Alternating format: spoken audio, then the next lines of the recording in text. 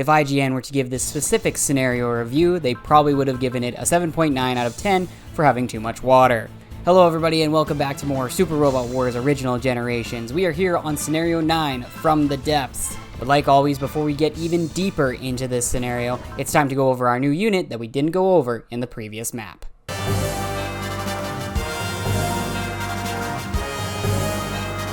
左舷副砲で目標を撃墜せよ。デッキ確認。左40度。左舷副砲。撃て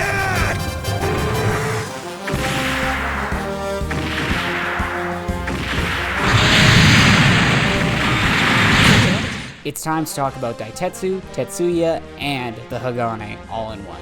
There's not really any point in talking about them separately due to the fact that they are force deployed together all the time. You can never separate them, so you might as well talk about them all together, especially Daitetsu and Tetsuya, because Tetsuya only has a little bit of things to talk about with him as a sub-pilot, but we'll get into what that means in just a moment. Beginning with the main man, the captain of the ship, Daitetsu Manase. Daitetsu has pretty meh stats. I would almost say they're bad. His range stat at 138 isn't horrible to start. Decent melee stat, you're basically never going to use that. Skill stat at 142, a really poor defense stat, but that's not going to matter in a few seconds when we talk about how good the Hagane is in terms of its defense. Evasion stat doesn't matter, battleships can't dodge most of the time. Accuracy stat at 173 is not great either. Daitetsu stats, again, are mediocre to bad. You would have liked him to have a better range stat, a little bit of a better accuracy stat, but the rest of the stats really don't matter. So overall, Daitetsu is fine. Taking a look at his spirits, he has Bullseye, always useful, always guarantees hits, and is very good for the Hagane because it guarantees hits, which is not something the Hagane always is good at. Wall is a fantastic spirit for a battleship, as what it does is it makes it so that all attacks only deal a quarter damage for an entire turn, both player phase and enemy phase, so it's a great stat. With this, the Hagane is probably virtually unkillable, so a great spirit to use if you are surrounded and the Hagane is going to be taking a lot of damage. Finally, he has Guts. Guts is a full heal that you can use on yourself, and so very useful, especially for a big HP stat like the Hagane. This can get you out of some pretty tough scenarios, and Daitetsu uses it well. The only issue with Daitetsu's starting spirits is that they are expensive. 30 Bullseye, 30 Wall, and 40 Guts is definitely on the higher side, especially Bullseye, but it is something you can work around. But it's very important for Daitetsu to eventually get SP regen, because if not, you're only going to be able to use 1 or 2 spirits per map. Daitetsu's later spirits at level 15, he gets Mercy. Again, we talked about this with previous characters, a very situational spirit. You're going to use it to take out some missiles once in a blue moon, probably in 3 maps throughout the game. Pierce, another very situational spirit, is good for him though when he's attacking other battleships or other big boss-like enemies that will have barriers that you would like to get past with him. And finally, Valor at level 32. Again, it's a great spirit. Every offensive unit should have it. Daitetsu, of course, being an offensive unit. 45 cost is actually decent for how expensive the rest of his spirits are, but hey, you gotta take your wins when you get them. 45 Valor, you'll get plenty of use out of them. And one thing to note, I haven't been talking about duo spirits ever, but Daitetsu does not have a duo spirit, so we're not even going to be spending any more time talking about duo spirits that aren't useful, because Daitetsu doesn't have one to not be useful. Taking a look now at Daitetsu's skills that he has to start out, he will have Support Attack level 1, Support Defend level 1, Commander level 1, and E-Save. We already know about the Support Attack and Support Defend. We've talked about Commander with both Ingram and a little bit with Kai, of course. E-Save is the only new one. What it does is it reduces energy costs down 30% or makes the total cost 70%, so whichever way you like to do the math. Basically, it makes it so that energy attacks are a lot less costly, which is really great for the Hagane because the Hagane has quite a few energy-based attacks, and so making them cost a lot less means that you don't have to give it as many energy upgrades and can... Again, Daitetsu having this at base is certainly useful for the battleship that he is piloting. And now we're going to take a quick break from talking about Daitetsu and talk about his XO, Tetsuya Onodera. You see Tetsuya's stats on screen. They do not matter. Tetsuya is a sub-pilot, which means that literally the only thing that matters about him is how much SP he has and what spirits he has, because his stats do not affect the Hagane's performance in any way, shape, or form, and any skills he have, unless they are spirit related, do not matter. Tetsuya doesn't have any skills, so we're not going to talk about that. We'll talk about Tetsuya's spirits. He starts out with Trust at the average cost of 20, and Focus at 20, a little higher. You're not going to use that a whole lot because basically with the Hagane you want to bullseye every turn because you want to have guaranteed hits. The chance of missing with Focus, especially because you're going to get basically nothing from the evasion, just makes it mostly pointless. From there, at level 10, which we will see very soon, he gets access to Cheer. Of course, very useful for helping out Ingram with his spirit, as well as just getting everybody more experience on big boss kills, or just in general. 25 cost is a little costly, but not a big deal. He gets Faith at level 18. 40 cost is the standard cost. That's a full heal. Quite useful. Again, Tetsuya stands more as the supporter of the Hagane, and so he can support not only his own battleship, but also all of the other subordinates in the mechs surrounding him. We won't be seeing much of that in this map, of course, though. At level 27, Tetsuya gets access to Charge at a very expensive 40 cost. Charge, of course, has very limited utility, but it can be useful on the Hagane that has mostly non-post move attacks, so if you want to move and still attack, Charge is the spirit you need. The Hagane does have one post move attack with great range though, so you don't really have that issue. You could also give Daitetsu this skill Hidden Away, so then he can attack and then move with non-post move attacks. So again, limited utility. His final spirit at level 32 is Spirit. Spirit, as we've mentioned before, grants 10 will to the pilot itself. So good for giving more will to Daitetsu, because the Hagane does have some very high will attacks that if you're wanting to use them, you're going to need to get that will up pretty quickly, and you're probably not going to get to those high will demands unless you use Spirit or very late into maps, so it is a useful spirit to use so that you can take down some big enemies for those final few maps of the game once you get the Spirit. The final thing to mention about Daitetsu and Tetsuya, just as the pilots themselves, is that Daitetsu does have a secret tied to him. So by the end of scenario 34, you need to have 27 or more SR points, and Daitetsu himself must be at level 35 again by the end of scenario 34 on Ryusei route specifically. Daitetsu does have a secret applied to him as well on Kyosuke route, but we will get there when we get to Kyosuke route, and once we get to the route merge, and all of that stuff will become more apparent when we get to that point in the playthrough. We'll now move on to talk about the Hagane itself. The Hagane's most prevalent feature is its massive 12,000 HP stat. That makes this thing incredibly bulky and makes it incredibly hard to take down. You're going to have a lot of punishment be dealt to this thing to have it be in any danger of blowing up and getting to a game over, because every battleship in the OG saga, if it blows up, is a game over. So you don't want to let that happen. It's great that the Hagane is very bulky to have that happen. 228 energy is pretty solid. 65 mobility, that's part of the issue with the Hagane, but again, it's so tanky that you have to give up somewhere, so that's why Daitetsu's evasion stat doesn't matter, because this thing ain't dodging anything. Armor at 1400, that's the highest we've seen. It's not super high. We're going to see some big bad mechs come later that are going to have very similar armor to this, and so it's pretty good, but it isn't huge. The one other thing to mention about the Hagane that is important is that it has the size XL. I'll put on screen right now the exact importance of what the size differential means for the damage calculations, but basically the Hagane being extra large, it will take a little less damage from mechs that are smaller than it. So that's why sometimes when you're attacking battleships and they seem to take no damage, it's because they are taking a damage penalty when you're attacking with a smaller mech onto a bigger battleship or a bigger mech. We'll now take a look at the Hagane's weaponry. There's not a whole lot to talk about. AA machine gun, you're going to use that very sparingly, but it is something that you can use. It's got pretty pitiful damage, but in the off chance that you need to post move and use 1 to 2 range, I guess it's there. Homing missile, you're basically only going to use on enemy phase if you want to conserve on energy. Has lots of ammo, so you can use that to just fire off some counterattack damage against an enemy as long as it's close enough in range. The 3 most important weapons are the ones coming up. The torpedoes. The Hagane loses this weapon later, and it's so unfortunate, or at least it loses the most important part of the torpedoes. It is a post-move attack that has 2 to 8 range. That is obscenely good on a battleship, because one of the main issues with the Hagane and Daitetsu is that he doesn't come with hit and run.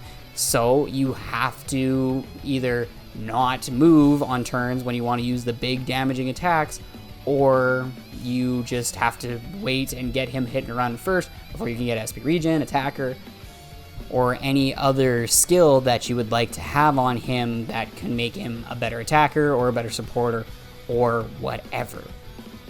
With torpedoes though, the Hagane and Daitetsu do not have that issue. This means that you can fly in and fire off your torpedoes, and yeah, the damage isn't obscenely good, but it's one of the cheaper attacks to upgrade on the Hagane, and so this thing just makes it so that the Hagane can be extremely aggressive for a battleship in Super Robot Wars, and it makes the Hagane really, really good, at least in comparison to its future iterations and just in general for battleships again in Super Robot Wars. Secondary batteries is a secondary weapon. You're going to use it if you don't want to use torpedoes on counterattack or don't want to use impact cannons on counterattack. It has a little bit more damage than torpedoes. That's it. Finally, impact cannons. It's an all attack, and it also has spread damage, so as you saw in the last map, we could attack 2 enemies that were in range of us, and so that's fantastic. It also hits both the enemies in a twin unit. So this is going to be your main thing that you're going to be using with the Hagane to try and get yourself some levels, because you get double experience from killing 2 enemies at once, which is fantastic. And it's the way the Hagane provides its best chip damage, which is really what the Hagane is best at. So now to finish off this talk about the Hagane, what does all of this info mean?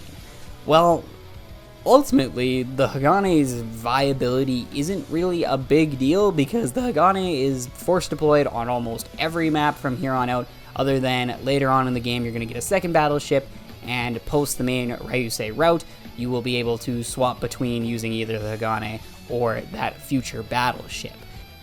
But on Ryusei route, you're going to be focusing with the Hagane the most because you want to get that secret, and so you're wanting to give it as many levels as possible and get it set up so that you can get that secret. It's a very, very good secret, so you definitely want to do that with Daitetsu, getting to that level 35. That's one thing you're really going to want to keep in line, is trying to cheer Daitetsu as much as possible. Tetsuya is great at helping you do that, as well as other support spirit pilots. What the Hagane is going to do best is be a supporting mech. It's going to be supporting all of the rest of your units, either with cover fire from impact cannons and torpedoes. It's going to be a little bit of a safe haven because Daitetsu will provide Commander Aura with the Commander skill. It also can help out with support attack and support defend. Essentially, battleships in Super Robot Wars, especially the OG Saga, love to have their ships be supporters. The other thing I always do with my battleships is I equip them with the healing module and the energy resupplier, because that's just another way that the Hagane can be helpful on support. The problem is that the battleships, because of their accuracy issues, because their damage isn't always great, because in Daitetsu's case, his offensive spirits are so expensive, meaning that you can't really spam them, it's very hard to use this as a main offensive weapon, and generally the only time you're going to be doing it is to get the secret here in this case, or again as cover fire. So that's just the unfortunate thing about the battleships, is that I find that they're not particularly useful, but at the same time the opportunity cost really isn't there, because every map except for a very small few, you're gonna have the battleships force deployed.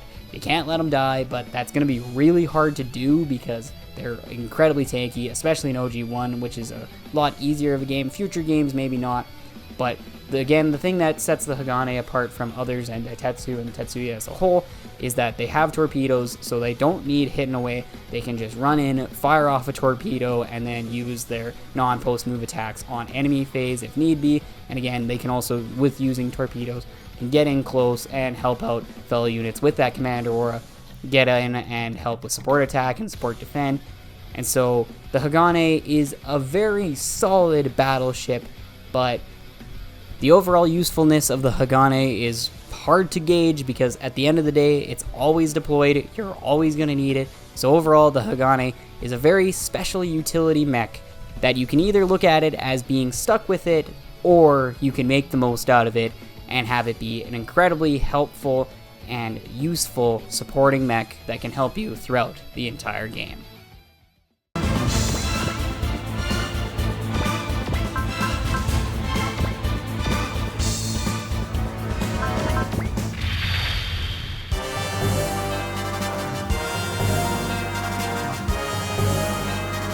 STF 魚雷スタンバイ5番撃て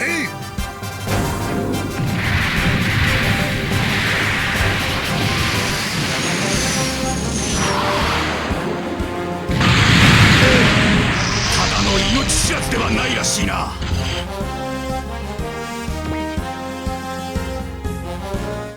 With no time to waste, with the SR point being a defeat all enemies and only having access to one mech, you need to be attacking a killer whale every turn, and we are mainly going to be using our torpedoes, which I dumped every cent of the money I had into upgrading, and so that is the Hagane's most powerful attack, and with those upgrades, we are able to cleanly 2-hit KO the first enemy we come up against.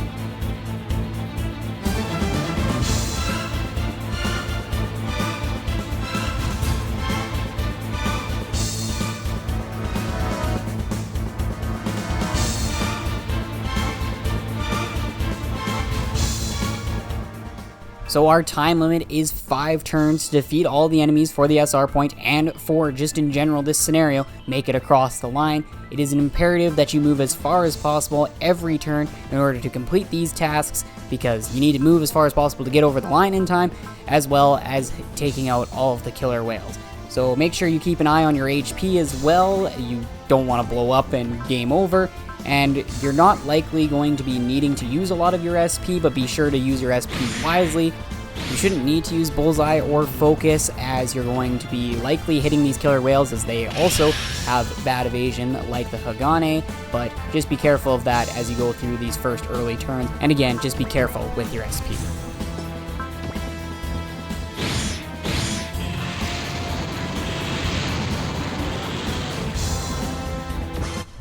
We grab a nice level off of that kill, and now as long as we hit every ship, we should be in good shape for completing the scenario and getting the SR point.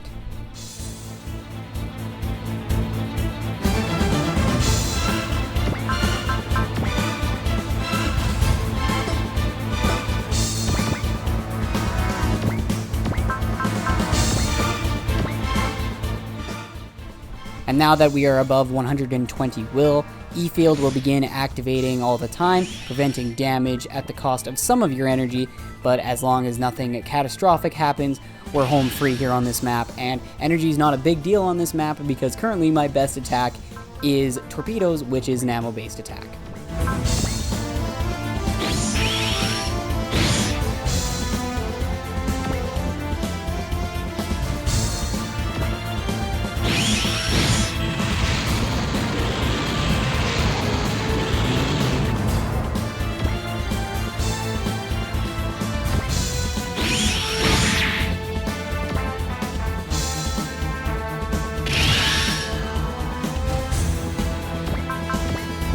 So we're going to have Tetsuya cheer on Daitetsu here to get him some more experience on this upcoming kill, inching ever closer to that level 32 that we need to get to for the secret.